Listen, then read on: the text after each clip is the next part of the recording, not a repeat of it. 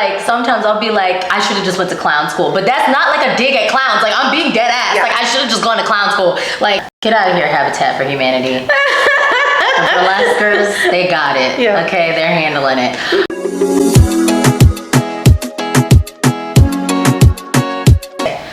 Hi, welcome back to Pole Suites. This is Split the Pole. I am here with Sheba Queen of the Night. Yes, Sheba Queen of the Night. Sheba is one of my first friends that I made when I moved here to Vegas less than a year ago.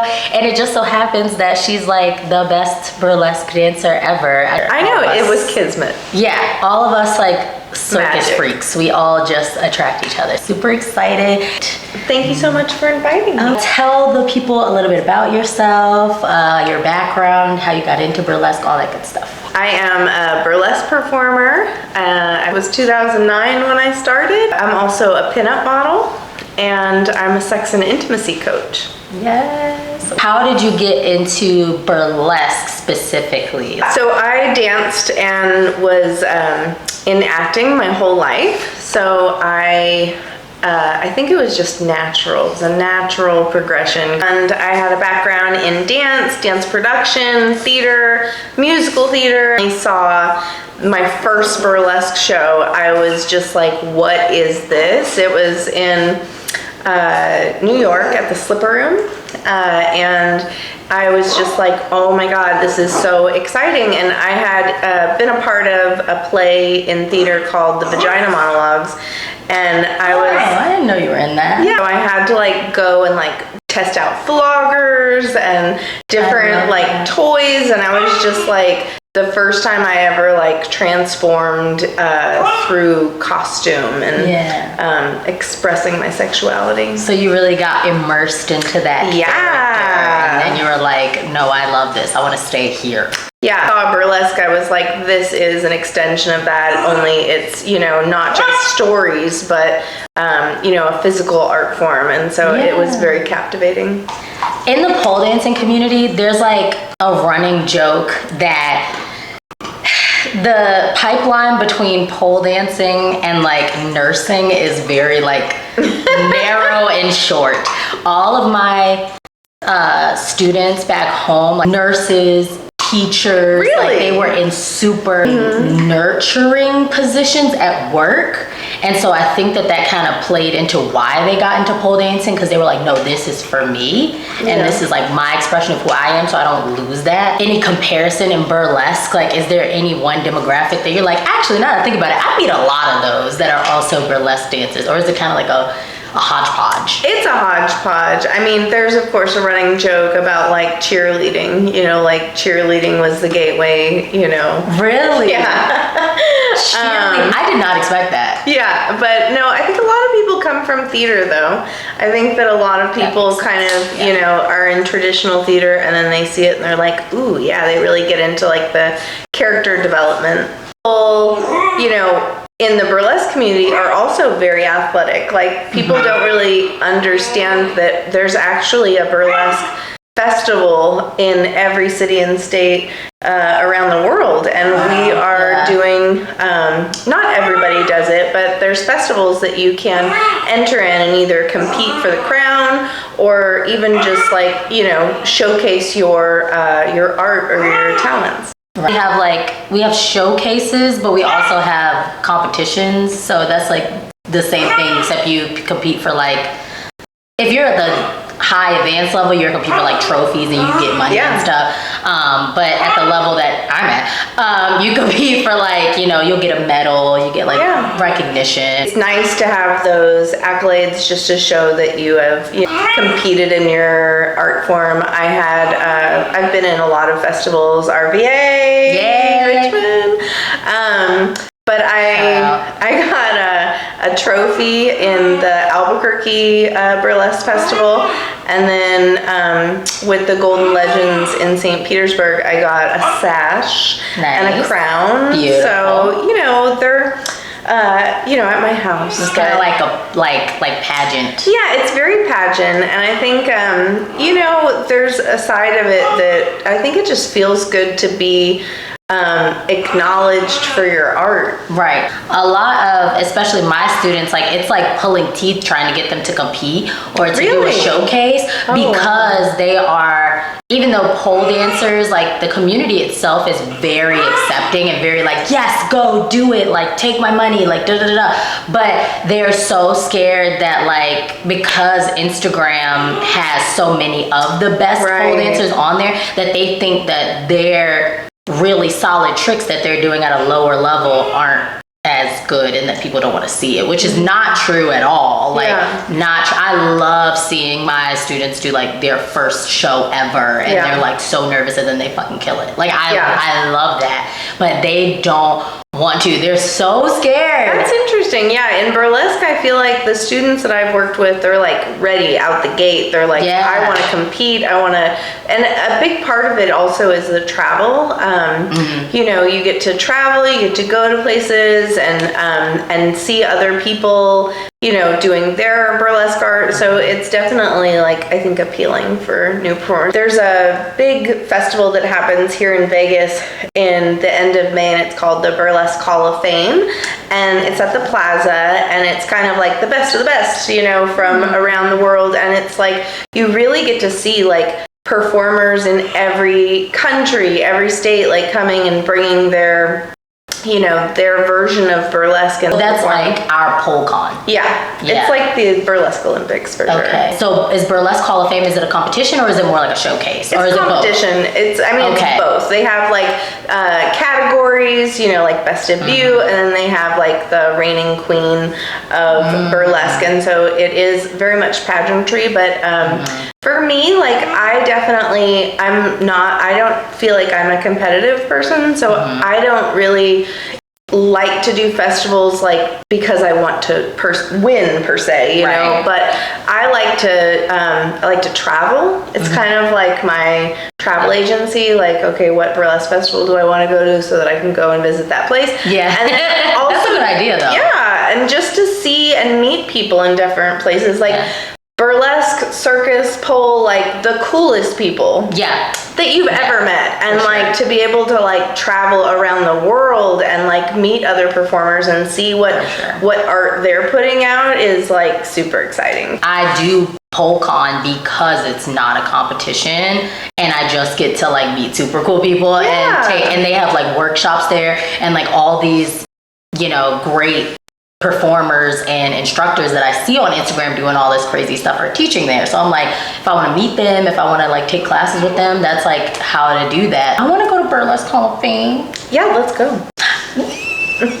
It is a charity. It raises money for the living legends of burlesque, which is really, I think, one of the most special things about the burlesque community is that people in all over are doing fundraisers right now to raise money for the Burlesque Hall of Fame. Money is to help the living legends that are the burlesque performers of the 60s, 70s, and 80s, the older women, come here and perform. And so it's kind of like a way to take care of and like empower and uplift like the older generation who kind of like paved the way. An organization called Burley Cares, and they raise money to like literally help like put a roof on a house. Like if a living legend somewhere is like, I need help, like we are doing fundraisers and, you know, trying to raise money to like help them in their, you know, wherever they live.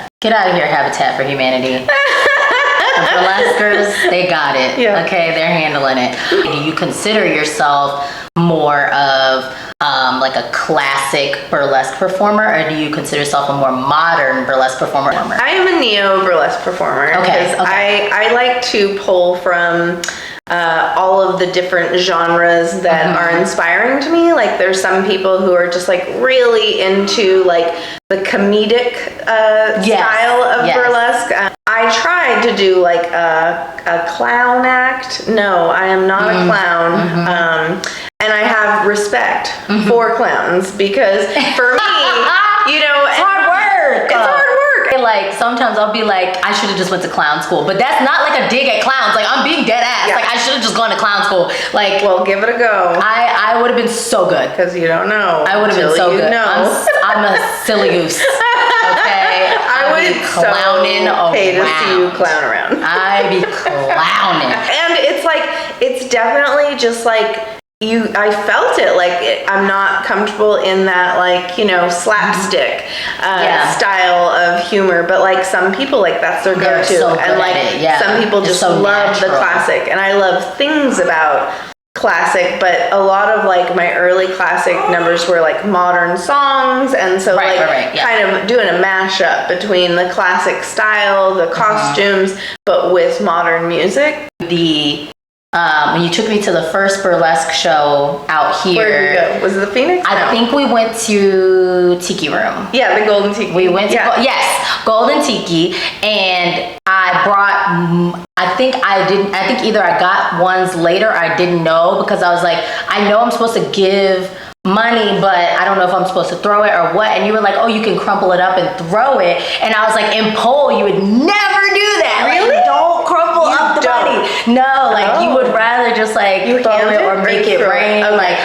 You would never crumple it and throw it, because we got to go through it later and like undo it. And sometimes you have so much of it that it's it just takes too much time. I don't love when people crumple it up. Yeah. But I'll take it anyway it comes. But it gets from the back. But you were saying it gets from like the back of the room. Yeah, that's how you get from the back of the room. That makes sense. I think that's one of my favorite things about just the experience of performing is the tips. Like, it's not just, you know, of course we love getting tips, but I feel like it gives permission to the audience to like show us gratitude and like show us that they're really excited about what we're doing, and so and like appreciate the work you're putting in. And not every show is like that. Like there's some shows that don't do tips, there's some shows that just do virtual tips.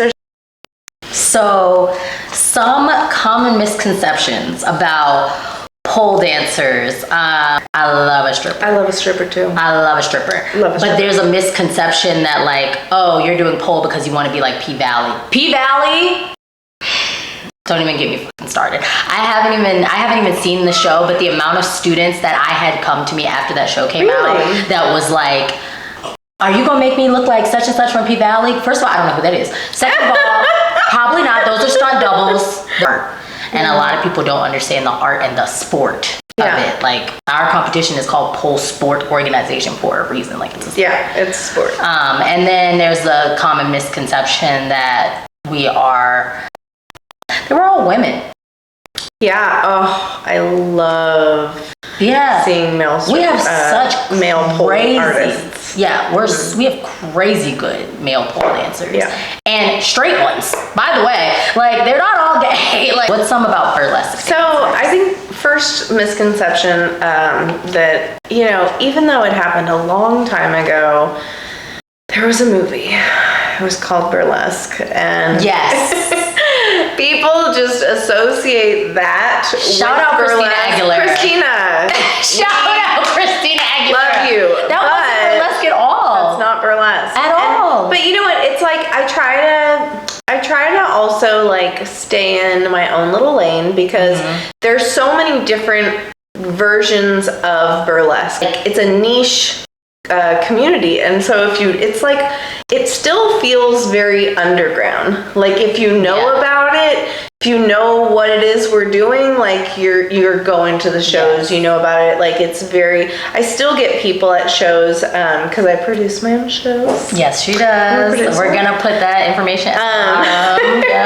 But when I am producing, I'll go around and I'll say like, "How did you hear about the show?" And like I'll still get people that say, "Oh, I Googled what's happening on a Friday night," and that always just like throws me. Different types of burlesque happening around, but a lot of times people come in, you know, they have that preconceived, you know, idea of like it's gonna be just like the movie, you know. There's gonna be a singer, and that's not usually the vibe. You're thinking of a variety show, which is not the same, which may include burlesque, may include pole, drag, etc., but it's not the same thing. every single burlesque company or troupe is kind of doing, their own style. Yeah. I think another misconception also is I think that sometimes fans might think that you are like the character you are portraying on stage. Like, I think when I'm on stage, I might, have like this different, personality at times. Yeah. But like off stage, we're very different. And like, it's an alter ego. It's an alter ego. That's the point of having an alter ego or a character. Yeah. I know very, big personalities on stage, and then off stage they're very shy and kind of quiet. Yeah. And so like, I think that fan misconception that, who we are on stage is who we are off stage. Yeah. That's crazy. That's crazy. Because who I am on stage, I am like that. No, I'm kidding. I'm kidding. What's some advice that you have for some people that might be interested in getting into burlesque? Maybe give them some advice on where to learn, auditioning, things like that. Yeah. So I think like a lot of people, have maybe heard like anybody can do burlesque. And like, I'm going to say that that's not necessarily the case. Anybody can get on a stage and perform a striptease. But I think that for newer performers, I recommend getting a mentor. That's something that like, when I was new, the first thing I did was sign up for a class. Right. I performed the first couple years of performing. I felt like I was definitely performing more in drag shows than actual burlesque shows. And I think it was just like the queer community had lots of drag, and that's where I gravitated towards. I felt really at home. And I got a shout out to the Rebel Kings in Oakland. That was a drag king troupe, and they like really created an atmosphere of just anybody could be a part of what they were doing if you wanted to. Very welcoming. And the same thing with like one of the early queer burlesque cabarets, Debauchery. Same style, just like if you wanted to be a part of it, you really just reached out and they were welcoming and they let you in. And I think those spaces are harder to come by these days. A lot of people want you to be like established or, have been working with someone or, learning under someone. And so, there's not a lot of spaces where you can really just get on stage and try things out. And I really had that opportunity as a new performer to kind of explore and like, try different things. And those two shows really kind of held space for new performers in that way. I think that sometimes people will just say, oh, I can do that, and they'll just go to it. But there's so many things that you can learn about the community that's already in place. Right. Pay rates, very important. Just protocol, how to go about booking, and not just how to go about booking, but how to put yourself out there in a way that's going to get you booked. I think that's, I teach students, I mentor students. If anybody tells me that they want to learn burlesque, I am so there to help them, start their burlesque journey. But I help them to really understand the business side, because I think a lot of people, they kind of go into it thinking of it as a hobby maybe. Yeah. But no shade. Like if you want to just perform for a little bit, you can do that. Like the world is your oyster. You really can. But if you want to go for those gigs, if you really want to like become a burlesque performer as something that you want to, as an artist, and you want to pursue it professionally, I think that there's ways that you want to put yourself out there so that you are putting yourself out there professionally in a way that's going to set you up for success so that you can get into shows. And another thing that I really try to tell my students is to really do their art. I think a lot of times people think, oh, I can go on to, Etsy and I can buy the burlesque costumes and put on a song and get on stage. And yes, you can do that. You can do whatever you want because, again, it's your art.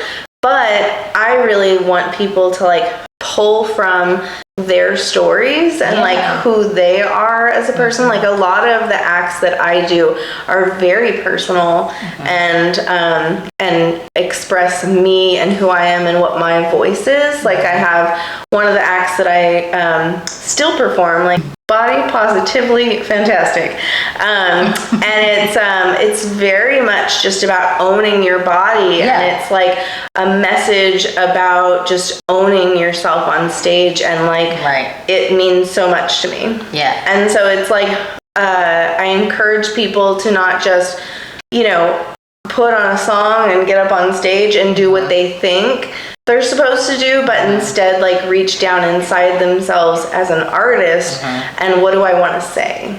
Understand the world around that character, the personal development you have to do. You can't just take your body positive act and put it on somebody else because it's not going to look the same. And it's not going to have the same context. And everybody has a different everybody has a different voice. Everybody has different experiences. So it's about putting that out there, and I think people really respond to that. I'm going to put Sheba's information in the description down below. So if you do want to ask her any questions, or if you want some mentoring, you want to book her as a mentor or anything like that, you can go down and click that.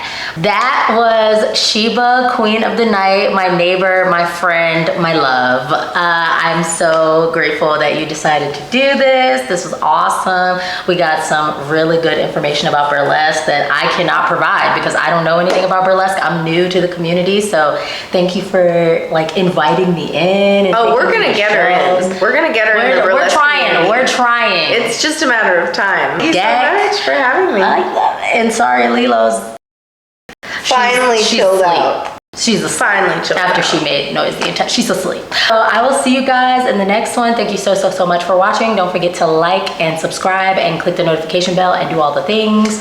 Pole sweets. All right.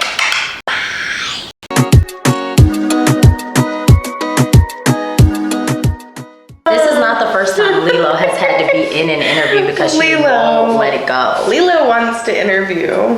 Lilo has things Why to are say. you like this? Why are you like this? And then she gets spoiled for her bad behavior. Just